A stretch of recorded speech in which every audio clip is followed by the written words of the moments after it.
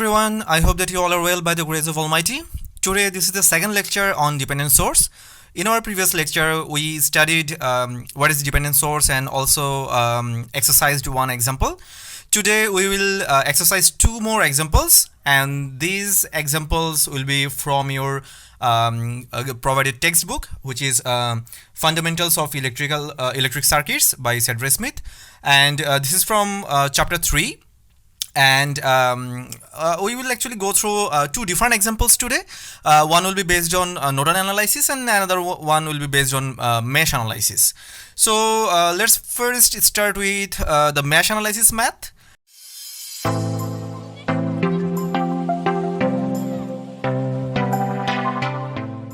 Number 3.26, which can be found on your books page number 117. So this is our exercise. Remember, I have changed a few things here, such as in your exercise you are required to use the nodal analysis, but I'm gonna use the mesh analysis to solve this problem.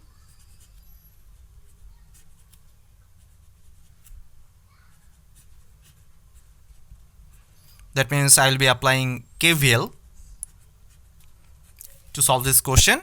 And also I have changed the requirement. Here my target is to find the value of I naught.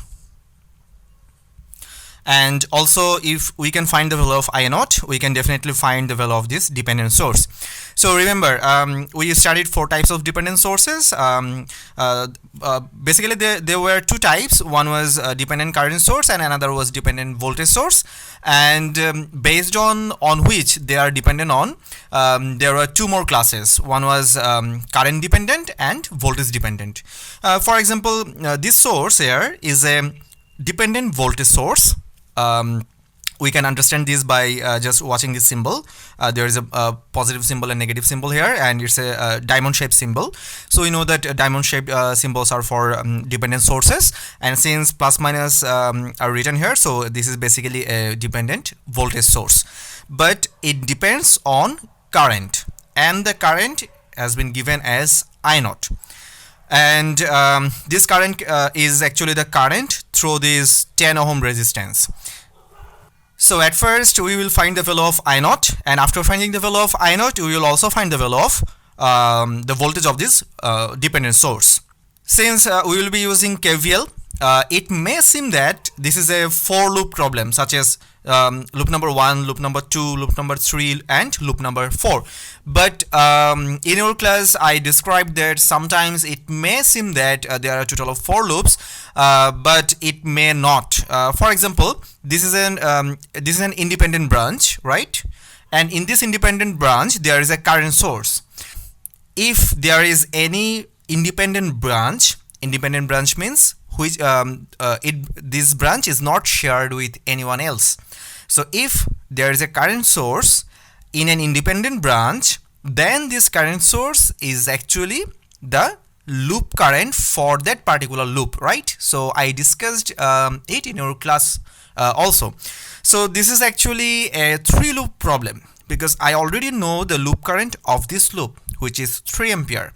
So that leaves us with 3 loops. This is my loop number 1.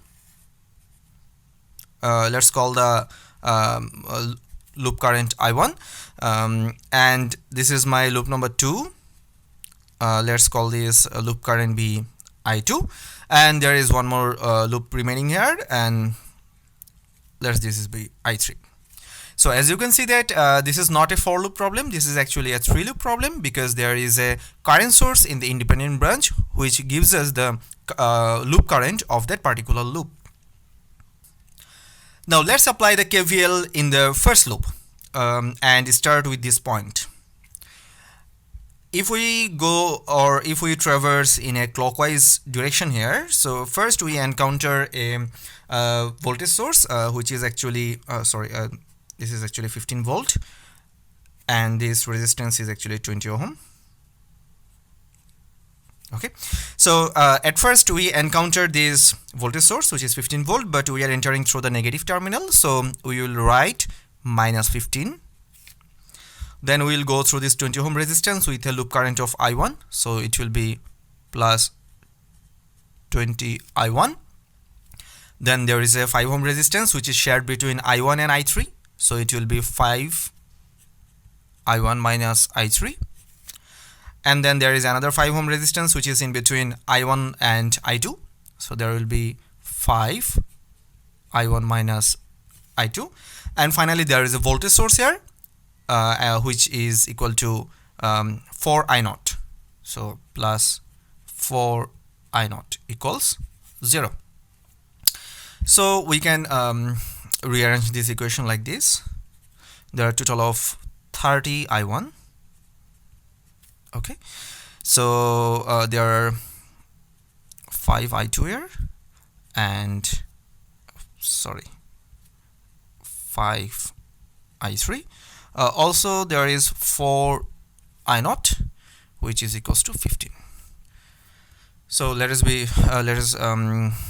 number this equation as 1. Okay, now we will apply the KVL in loop number 2, and let's start with this point, and we'll go clockwise in this loop.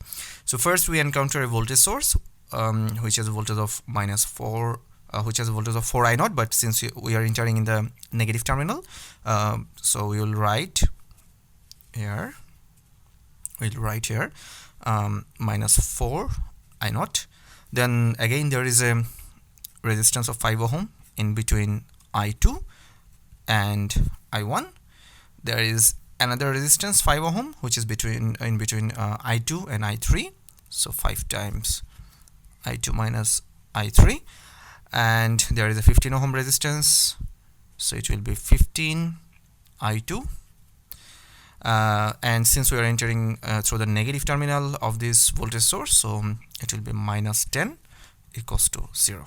So you can rearrange this equation like this: -5 I1 here, and total of 15, 20, 25. So 25 I2 here, 5 I3, and 4 I0 is equals to 10. This is my equation number 2. So we have got 2 equations so far. Now we will apply the same thing in our loop number 3. Remember, the loop current of this loop is 3 ampere, right?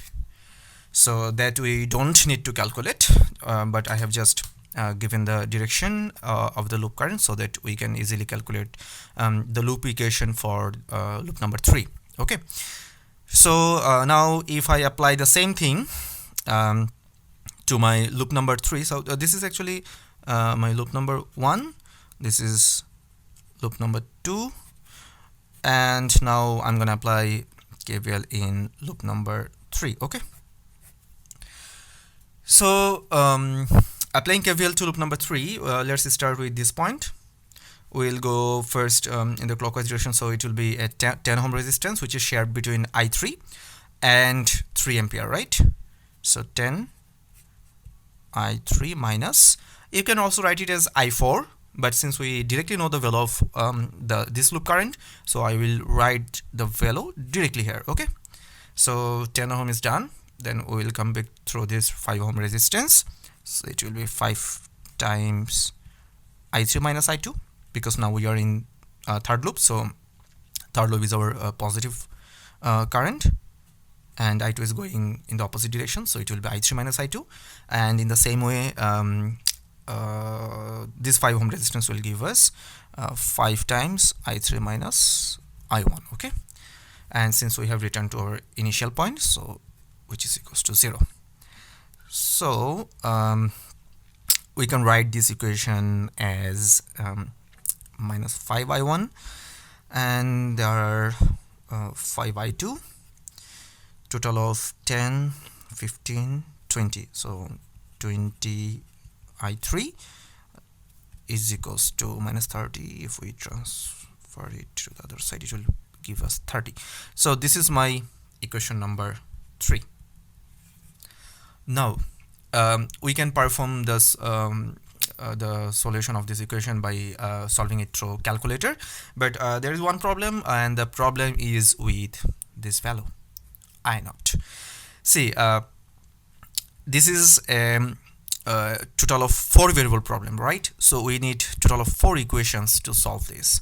4 variables are I1, I2, I3, and there is extra variable here which is I naught. So if we can find the value of I naught, then we are good to go. So how can we find the value of I naught? Just look at this branch. I naught is the current which is going through this 10 ohm resistance, right? That means everything which goes in the direction of I naught will be positive, and all the currents which goes against the direction of I naught will be negative. So I naught is the current of a branch which is shared, and it is shared between I3 loop current and 3 ampere loop current. So if we just analyze this situation, I naught is going from left to right, right? If we observe this current, 3 ampere current, it's going from right to left. That means this 3 ampere is going against I naught, and if we observe I3, it's going in the direction of I naught. So we can write I naught is equals to I3, because I3 is going according to the direction of I naught, but 3 ampere current is going against the direction of I naught, in the opposite direction of I naught, right? So I3 will be positive for I naught, but 3 ampere will be negative for I naught. So we can write I naught equals to I3 minus 3. And I guess we have already solved similar type of problems in our classes. So now the rest of the things are pretty easy. You will just put the value of I naught into equation number 1 and into equation number 2. And after that, you can just put the rest of the equations in your calculator, and you can easily find the value of I naught. Okay, so I leave rest of the calculations for you guys. Please perform the calculation and let me know in the comment what is your obtained value of I naught. And now, if you can get the value of I naught, say it may be XYZ any value.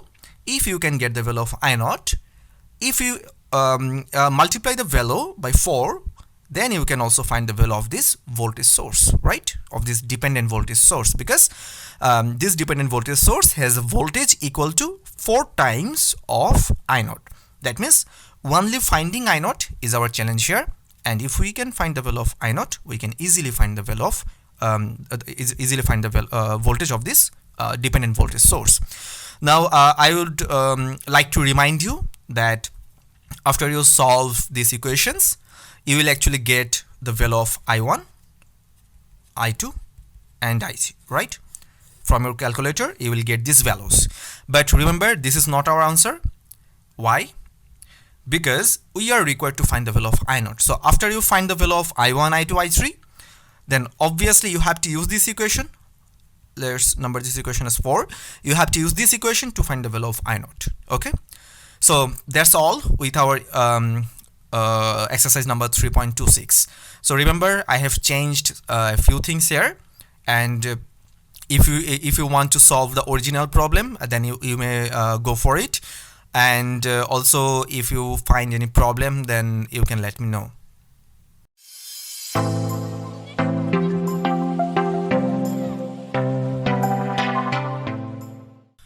Now we will go to our second problem that we will solve using nodal analysis. That means I'll be using KCL to solve this problem. And this is your problem number 3.22. And I am leaving this problem as it is. And also this problem can be found in your page number 117. Okay. So I will not modify this problem. Rather, I will solve directly the problem given in your exercise. So the exercise looks like this. There is a voltage source here, which is equal to 12 volt, and there is a 2 ohm resistance here. There is a current source of 3 ampere, There is another resistance here which is equal to 1 ohm. Okay, there is a dependent source. This is a dependent voltage source and it depends on V0, and V0 is the voltage drop through this resistance. Okay, and there is one more resistance in between them. Moreover, we are already given with the ground terminal, and remember ground terminal is 0 volt. It's 4 ohm resistance, and there is one more branch here which is another 8 ohm resistance, and we have to find the value of the voltage of this node, which is V1, and also value of another voltage here, V2. So as you can see that there are a total of two variables here, V1 and V2. We have to find the value of V1 and V2, and also there is one dependent source here. This is a voltage dependent voltage source, right? Because it's a voltage source with a diamond shape symbol. We know that it's a dependent source, and with from the positive and negative terminal we also know that this is a voltage source, but on which it is dependent on? It is dependent on another voltage, so it's voltage dependent voltage source. So you also call it a voltage controlled voltage source, that is VCVS, right? So now let's solve the problem. So from the given circuit, you might have already understood that we have to write actually two equations. One equation will be for V1 and another equation will be for V2, or we can call it node number 1 and this is node number 2.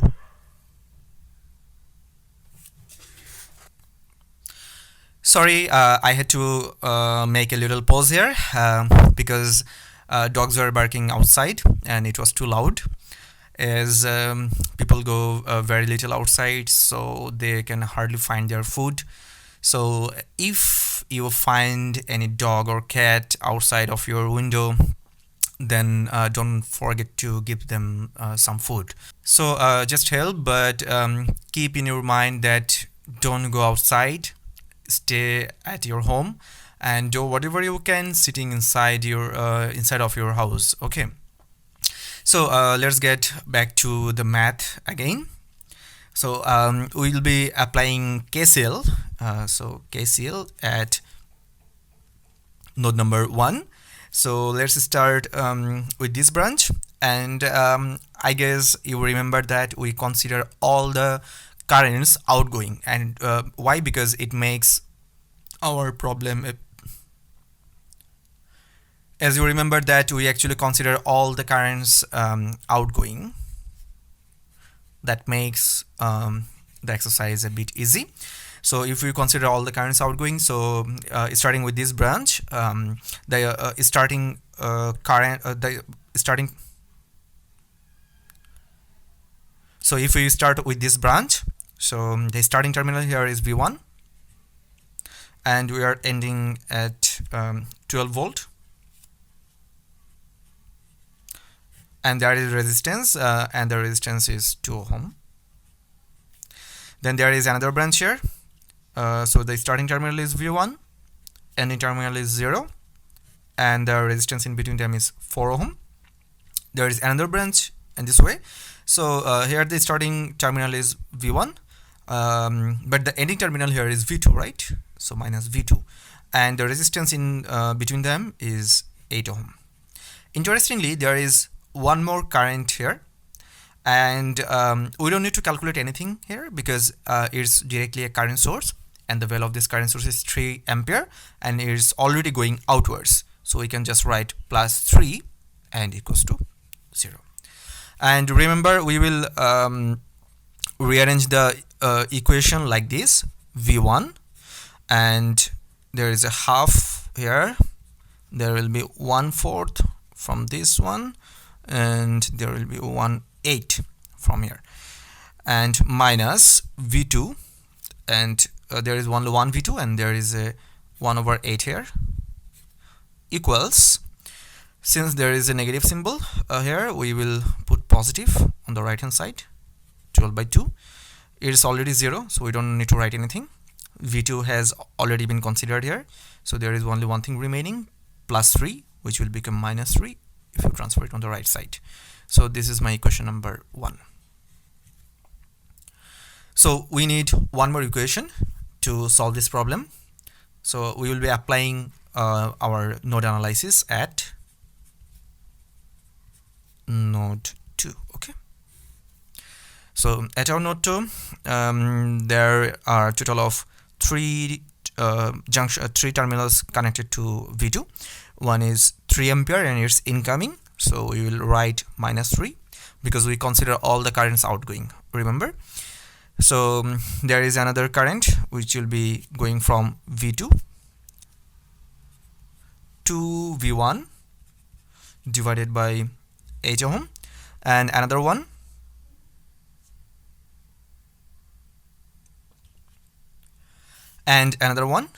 starting from v2, it's going to 5 v0, but this is upside down, right? So the positive terminal is in the bottom, negative terminal is on the top, and in your class I described that if you go from positive terminal to negative terminal, the voltage actually decreases. So the voltage of this terminal is not 5 v0, rather it's actually minus 5 v0. I guess you already remembered that. So it will be v2 minus of 5 v0 divided by 1 equals 0. So we can rearrange this equation like this: minus v1 1 over 8 plus v2 1 over 8 from this term and 1 from here. And here's the thing, see, there is one more new variable here, which is v0. So if you transfer this v0 and this 3 on the right hand side, you will get minus 5 v0 plus 3. Now we could have solved this two variable equation very easily, but since we got another variable v0, so we need to find the value of v0, otherwise we cannot solve these two equations using calculators, okay, because now it has become 3 variable problem: v1, v2 and v0.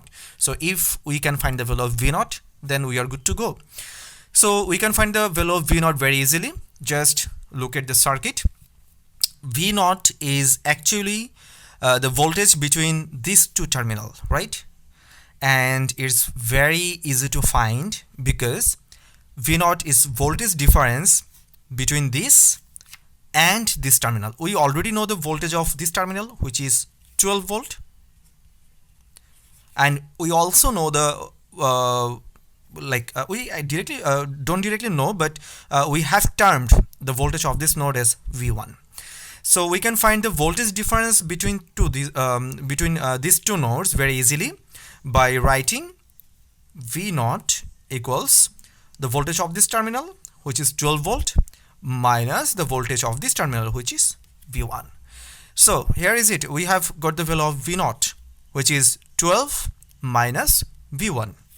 So now we can replace the value of v0 with 12 minus v1 in this equation. So it will become minus v1 1 over 8 plus v2 1 over 8 plus 1 is equals minus 5, 12 minus v1 plus 3. So we can write it as minus v1 1 over 8. So if we actually transfer this minus and minus plus 5v1 on the left side, so it will become minus 5 plus v2 1 over 8 plus 1, and on the right hand side minus 60 plus 3, which gives us minus 57.